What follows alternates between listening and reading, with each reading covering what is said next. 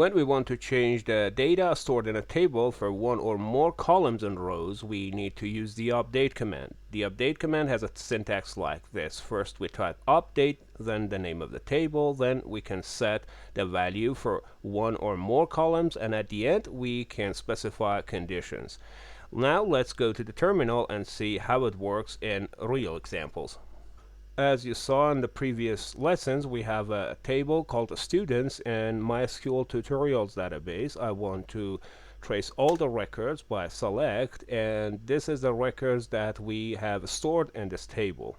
Let's say we want to update the score for the student with ID 2 from 8.3 to 8.5. In this case, we type update students, that is the name of the table, and then the set keyword, and then the field score equals 8.5. I don't need to use quotation because the score takes integers, and integers doesn't need to be wrapped in quotations in this case. And then where ID equals 2 is the condition that works on the student ID 2. Now if I do a select again, we will see that the score has been updated. Now let's see how we can update more than one column.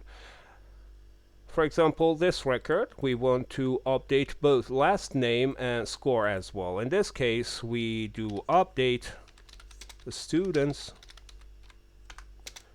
set last name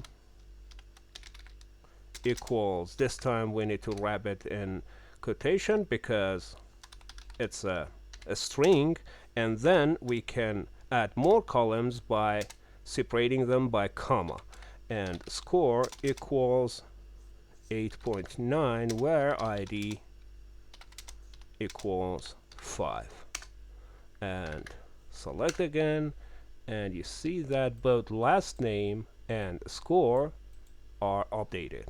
Update is a simple yet very common and useful command that you need to know about it. Of course, for the condition, we can use other operators like greater, less than, or other operators that we talked about in the previous videos, but this was a very simple example for you to understand the structure and the functionality of the update command.